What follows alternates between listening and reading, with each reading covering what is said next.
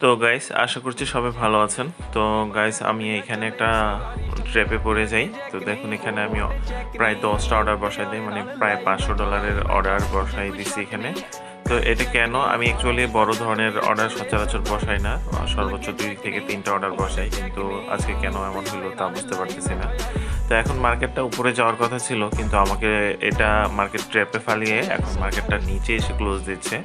তো ফাইনালি আমি এই 10টা অর্ডারই লস করি। তো অ্যাকচুয়ালি আপনি যদি মার্কেট সম্পর্কে অ্যানালাইসিস করতে পারেন, মার্কেট সম্পর্কে জানতে পারেন, তাহলে এই ধরনের লস হবে বা হতেই পারে, কিন্তু সাথে সাথে আপনি সেটা রিকভারি করে ফেলতে পারবেন। তো দেখুন আমি এখানে কখন ছিল 10টা অর্ডার, আর এখন আমি অর্ডার বসাই দিচ্ছি 32টা। কেন বসাইছি এবং কোন লজিক থেকে বসাইছি আমি তা এক্সপ্লেন করছি। তো এখানে কিন্তু একটু আগে কিন্তু আমি আপ ট্রেন্ডে ছিলাম, তো এখন মার্কেট কিন্তু আপ ট্রেন্ড থেকে ডাউন ট্রেন্ডে শিফট হয়ে যাবে।